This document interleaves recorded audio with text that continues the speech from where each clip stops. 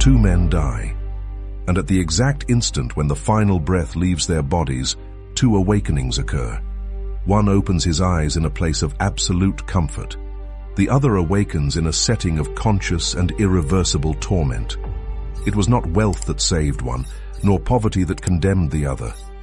The fate of both was not sealed by the gold they possessed or the hunger they endured, but by something far deeper and more silent. Join us in the ancient and unsettling saga of Lazarus and the rich man, and discover which single decision, ordinary and almost invisible, truly made all the difference. In the folds of time, where records dissolve into memory and memory transforms into legend, there once existed a city shaped by sun and stone. A pulsating city built upon commerce, religious devotion, and deep divisions that were rarely spoken aloud. Its streets teemed with life. The ceaseless echo of sandals striking the dust blended with the cries of merchants vying for attention, the smell of freshly baked bread, and the incense rising from the temple. The constant bleating of lambs on their way to sacrifice reminded everyone that this was a city of faith, even if that faith was, more often than not, merely ritual. Along one of its main arteries, where the intense aroma of spices from Arabia mingled with the sweat of pack animals and the metallic sound of coins, two opposing worlds stood side by side. They were not separated by deserts, nor by walls, nor even by an impossible river to cross. They were divided by the thickness of a single cedar wood door, tall, heavy, and magnificently carved. A door that did not merely close off a house, but isolated a conscience.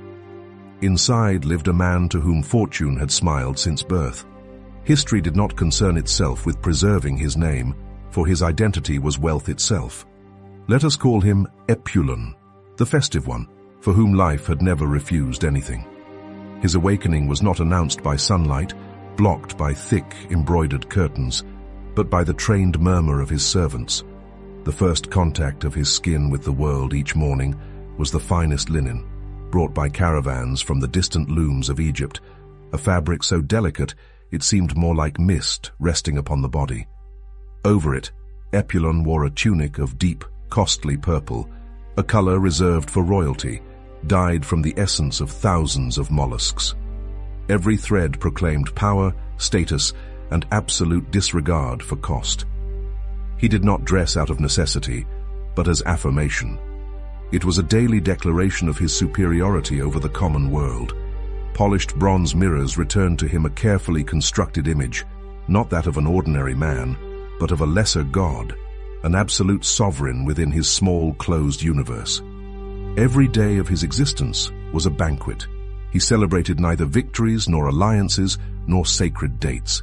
He celebrated only the privilege of existing as himself. His table, carved from dark and exotic woods, groaned under the weight of the finest delicacies money could buy. Figs sweet as honey, dates stuffed with rare nuts, and fish brought still cold from the distant coast. The main course was always a work of sensory art, lambs slowly roasted with garlic and rosemary until the tender, succulent meat fell from the bone at the lightest touch of a silver knife.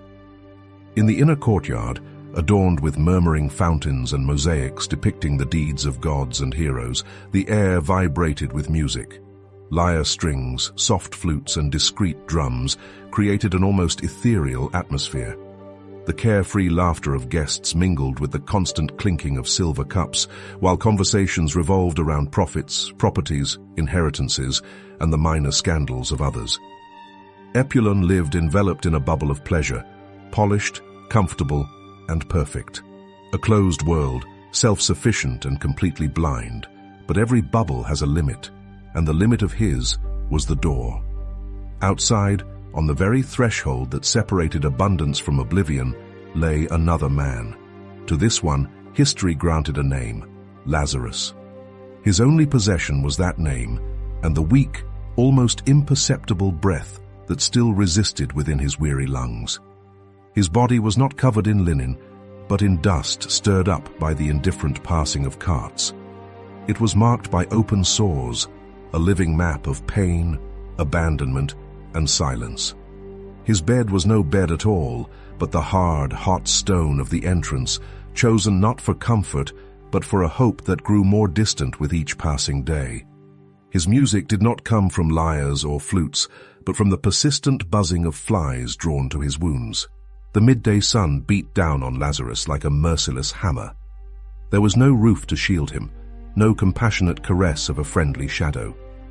His fragile body lay exposed, motionless upon the scorching stone, while the heat seemed to slowly draw out the little life that still clung to him. For him, the banquet taking place on the other side of the door was nothing more than a cruel fantasy, a tormenting vision his mind insistently recreated. The wind, indifferent to human suffering, carried to him gusts of the aroma of roasted lamb. The scent of seasoned meat crossed the street, seeped into his senses, and made his empty stomach twist into a knot of pain and longing. With every fiber of his being, Lazarus yearned for the crumbs, the forgotten scraps, the already gnawed bones that fell from the rich man's table. He did not desire abundance or fullness, he desired only to survive. But not even that was granted to him. His only company, his sole comfort in a world that insisted on turning its back on him, came from the stray dogs. Creatures just as despised, wandering without owner or shelter, yet in their simple animal instinct, they seemed to recognize a suffering greater than their own. They approached cautiously, their damp snouts exploring wounded flesh, and licked his sores, cleaning them with a strange and silent pity. Where men saw inconvenience, animals offered presence. At times, the great cedar door opened with a heavy creak, announcing the master of the house's departure. Epulon emerged, squinting against the intense light, while a servant hurried to cover him with a parasol. As he passed, his finely crafted leather sandal stepped just inches from Lazarus's trembling hand. On occasion, his gaze slid over the motionless figure at the entrance, but it was an empty gaze, one that did not register, did not recognize, did not linger. He saw only an indistinct shape, a heap of filthy rags, a visual blemish that marred the entrance of his magnificent house. Something inconvenient, yet insignificant. A problem that, with luck, would disappear on its own in time. To Epulon, Lazarus was not a man. He was an object, an imperfection in the perfect landscape of his life, as irrelevant as the cracks in the stones of the road. There was never a word spoken to him, never a coin tossed in distraction, never a gesture, no matter how small. Only constant silence and the infinite distance separating two worlds that existed on the same street. The door closed once more, and the feast went on. Time, indifferent to purple robes and rags alike, followed its inexorable course. The seasons changed, painting the sky with different shades of blue and grey, bringing cold winds and suffocating heat. Yet at the threshold of Epulon's house, the scene remained unchanged. Opulence on the inside, misery on the outside. Still, something subtle was beginning to change. Lazarus's breathing grew ever more shallow. His eyes, sunken and dull, remained closed for longer stretches, seeking refuge in the brief moments of a feverish sleep. Hunger was no longer a sharp pain, but a heavy, muted emptiness, like an ember slowly consuming itself from within. His body, exhausted from resisting the inevitable, was beginning to yield. One afternoon, as the aroma of roasted lamb once again drifted from the rich man's courtyard, a young servant stepped out to pour away a jug of wine left over from the banquet. His eyes met Lazarus's, who, in a final effort, had managed to lift his head slightly. For a brief instant, the young man did not see a nuisance or a plague, but a man. Moved by a quick, furtive impulse, he hid a piece of bread beneath his tunic and discreetly let it fall near Lazarus's hand.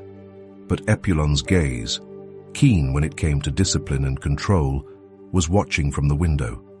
A voice sharp as a whip cracked from inside the house, not against Lazarus, but against the servant. The boy shrank back and fled in haste, leaving the bread to fall into the dust. Lazarus did not have the strength to reach it. That small act of kindness, born and extinguished in a single instant, was the last connection Lazarus would have with the world of men. A brief, almost invisible act, one that did not change his condition nor relieve his hunger, yet remained as the final human thread before the definitive silence. As the sun slowly set, staining the clouds with deep, almost blood-red hues, Lazarus felt the cold of the stone seep into his weakened body. The hardness of the ground no longer troubled him. There was no more pain. The wounds ceased to burn. The hunger that had cried out within him for so long dissipated, like a flame extinguished for lack of air. The noise of the street grew distant. Voices, footsteps, animals, everything faded into a far-off murmur, like the vague memory of an echo lost in time. A strange, unfamiliar peace, a lightness he had not felt in years, began to surround him. The weight of his body vanished, as if gravity itself had lost the right to bind him to that world. He closed his eyes for the last time, and in the darkness behind his eyelids, he did not find the emptiness so many fear. He saw a gentle, warm light, like a dawn rising silently on the horizon. He sensed the presence of beings who did not walk upon the dust of streets, figures of comfort and strength, whose mere nearness dissolved all fear. There were no trumpets, no solemn announcements, only a serene passage, a soul released from the prison of flesh. Lazarus's body was found the next morning. The city guards removed it without ceremony, as part of a banal routine, merely a necessary formality to clear the entrance of an important citizen's house. No one wept, no one put on mourning. To the world, it was as if just another stone had been removed from the road. Weeks later, a piercing scream shattered the calm inside the mansion. Epulon, the man who celebrated every day as if it were eternal, was struck down by a sudden, violent fever. The illness respected neither his walls, nor the finest linen, nor the weight of his fortune. It cast him onto the very bed where he had slept for so many years in absolute security, now transformed into a battlefield. The finest physicians in the region were summoned. They filled the room with the bitter smell of herbs, oils, and ointments, and with the sound of anxious, futile whispers. The rich man, accustomed to giving orders and being obeyed without question, was now a prisoner of his own body. The purple of his tunic was replaced by sheets soaked with sweat. He fought with the fury of a dethroned king. He clung to life with the same greed with which he had clung to gold. He cursed the physicians. He promised fortunes to gods in whom he scarcely believed. He tried to bribe death itself, as if it were merely another business partner willing to negotiate. But death does not negotiate. In his final moments, surrounded by relatives already calculating inheritances and alliances, his eyes flew open, seized by a primordial terror. He did not see a welcoming light, but a dense darkness that seemed to gather in the corners of his luxurious chamber, a living shadow with an insatiable thirst. His last breath was not a sigh of peace, but a rattle of panic. His death, unlike Lazarus's, was an event. Professional mourners filled the house with lamentation. Messengers were sent throughout the city to announce the tragedy. The grandest funeral the city had seen in years was prepared, a final, desperate display of a wealth that no longer served him at all. A long procession advanced down the main street. Hired mourners tore their garments. Speeches extolled his supposed generosity and virtues. His embalmed body was laid in a rock-hewn tomb, sealed for eternity. The procession passed exactly over the place where Lazarus had died, without anyone noticing the profound irony of that moment. Thus, two men departed the world. One, stripped of everything, was carried in silence to a place of comfort. The other, who had once owned everything, was escorted not by silence, but by pomp and vanity, toward what he imagined to be rest. The earth had already spoken its final word over both of them, but their story, their true saga, was only just beginning. The darkness of the tomb was dense, absolute, a silence of stone and compressed earth. Yet that silence began to fracture, not by an external sound, but by the brutal impact of a consciousness awakening. Epulon awoke, not to life, but to a terrifying lucidity. He was not in his sepulchre. The cold of stone had been replaced by a dry, suffocating heat that seemed to rise from the core of his own being. The air was heavy, unmoving, laden with echoes of distant lamentations, a continuous chorus of anguish vibrating in the gloom. He tried to open his eyes, but there was nothing to see. It was not the absence of light, but a living darkness, oppressive, almost tangible. He tried to move, but he had no body. He tried to speak, but he had no tongue. There remained only an exposed mind, a naked memory, trapped in a state of conscious torment. Then he felt the thirst. It was not the common thirst of the body, not the dryness of mouth or throat. It was a thirst of the soul, and searing longing for relief, for rest, for a single drop of hope. An inner fire that no water could quench. The emptiness of a lifetime turned inward upon itself had now become his only reality. In his desperation, his perception stretched beyond his own suffering, and, at an impossible distance to measure, he sensed a rupture in the darkness. It was not a sun, nor a violent flame. It was a serene light, calm and steady, like the glow of dawn in a world without pain. As his new way of perceiving adjusted, the distant scene grew clearer. It was not a palace of gold, but a living place, a field of rest and peace. And there were figures there. One stood out with ancestral dignity, a beard white as snow and eyes heavy with ancient wisdom. It was Father Abraham, and reclining beside him, in the place of honor and comfort, was another man. Epulon strained his perception, trying to recognize him. The man wore simple, clean garments. His body was whole, without wounds, without scars. His face, once shaped by pain, now reflected a deep, serene, and complete joy. A chill ran through Epulon's essence, colder than the tomb itself. It could not be. It was impossible. But the truth imposed itself with crushing clarity. That man at peace was Lazarus, the beggar, the one rejected at his door. In that instant, the universe inverted. The rules of the world he had mastered, the hierarchies of wealth and power, were pulverized. The one who had been last had become first. The one who had longed for crumbs now partook in a banquet of eternal peace. And he, the host of feasts, found himself on the outside. In the darkness, a whirlwind of emotions consumed him. First, disbelief, then powerless rage. How could that man, that ignored wretch, receive such a reward? Envy, a poison he had never tasted in life, now gnawed at him, feeding his torment. Then, like lightning, a memory struck him with cruel sharpness. He saw himself leaving his house, the purple tunic billowing in the wind. He saw Lazarus on the ground, lifting a trembling hand. He remembered his own expression of disdain, the gesture made to the guards to keep the beggar away. That moment, so trivial and irrelevant when it happened, now replayed endlessly in his consciousness. Every detail burned like an ember. The buzzing of flies, Lazarus's pleading gaze, his own cold indifference. And then he understood. His fate had not been sealed in death, but in thousands of small moments like that one. The rage dissolved, leaving behind only a deep, humiliating despair. Pride, the silent engine of his entire life, shattered into fragments. For the first time, Epulon felt the need to beg. For the first time, he looked upon another being not as inferior, but as the only distant possibility of relief.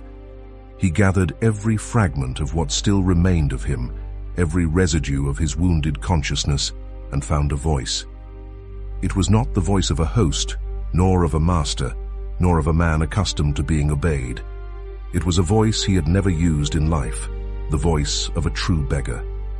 A rough sound, broken by thirst and anguish, hurled in an attempt to cross the unfathomable chasm that separated him from mercy. Then he cried out, a sound that crossed the void, an echo of pure and absolute desperation. And in his cry, he spoke a word he had never spoken with sincerity while he lived, a word that now became his only fragile hope. Father Abraham, have mercy on me. I beg you to send Lazarus, that he may dip the tip of his finger in water and cool my tongue, for I am tormented in this flame. Even in the midst of agony, his old arrogance still survived. He asked that Lazarus, once again, should serve him. From the other side, Abraham's voice replied. It was not a voice of thunder or condemnation, but of deep and steady sorrow. It sounded like a father explaining a painful and unchangeable truth to a son. Son, remember. Remember that in your lifetime you received your good things, your banquets, your purple garments, your pleasures.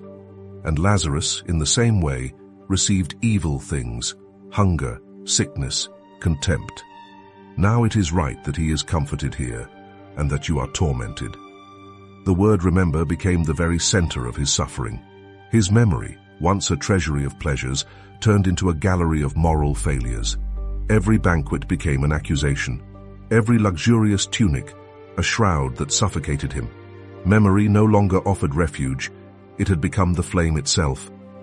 Then he understood the purpose of his condition.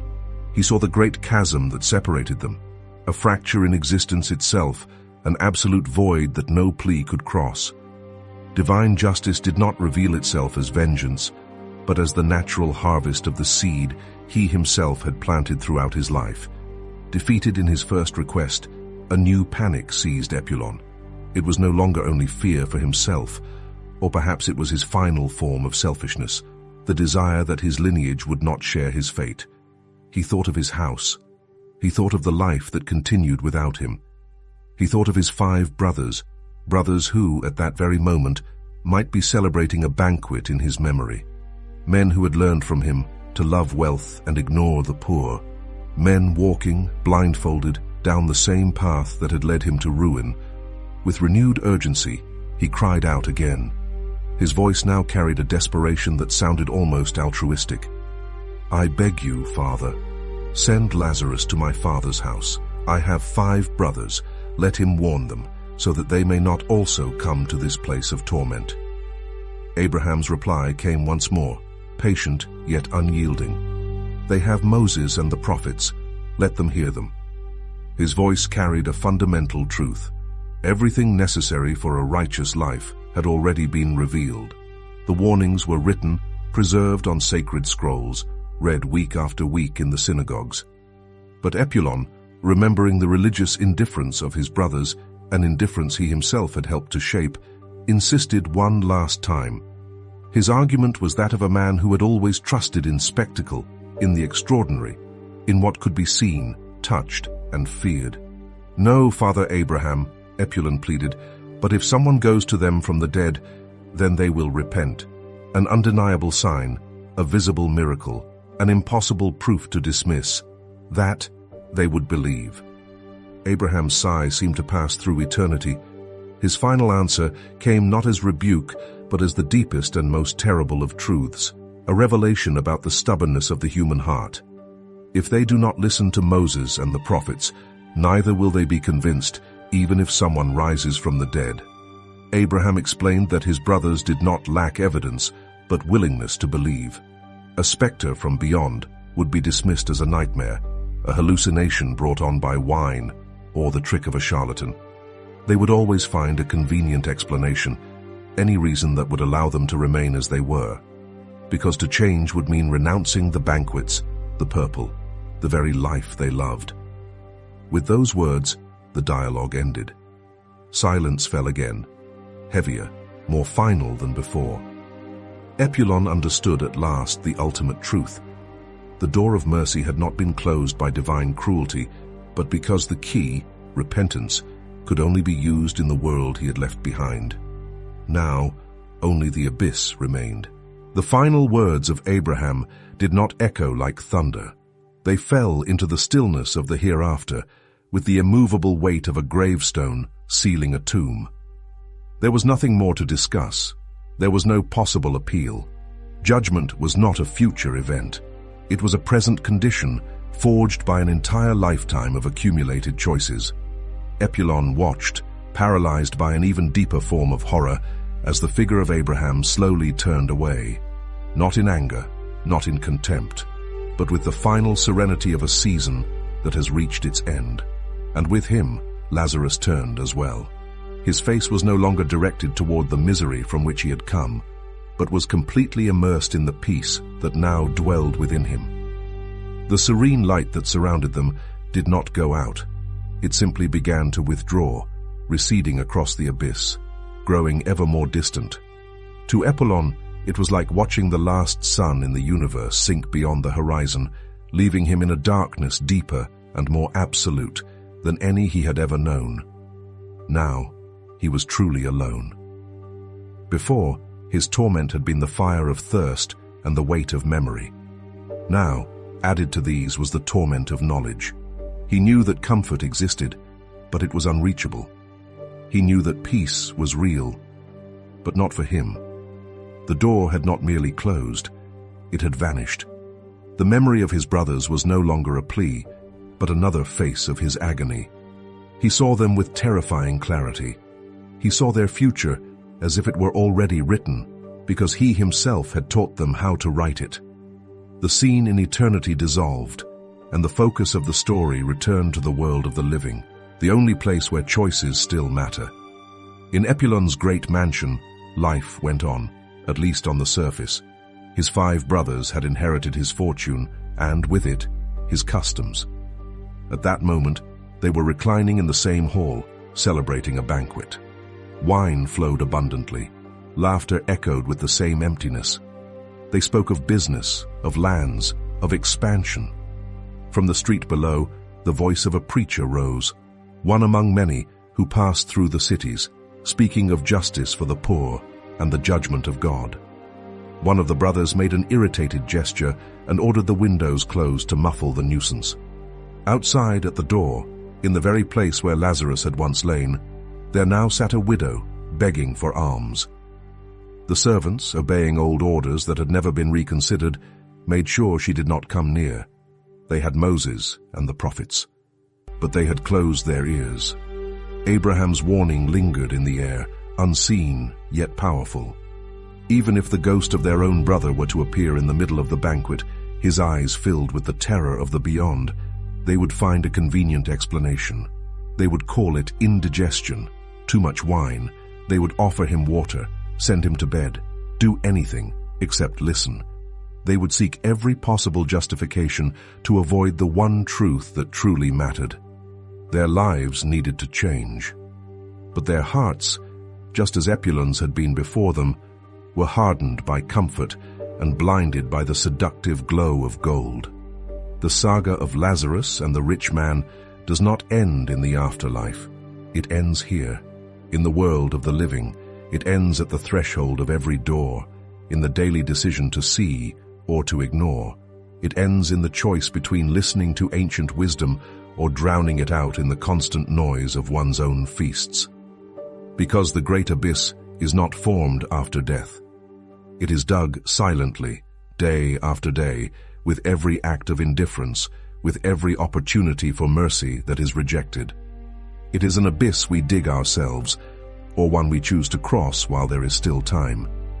The story of Lazarus and the rich man reminds us that the smallest decisions can produce the greatest echoes in eternity. If this story spoke to you, we invite you to be part of our community by subscribing to the channel and leaving a like. May God bless you, and see you soon.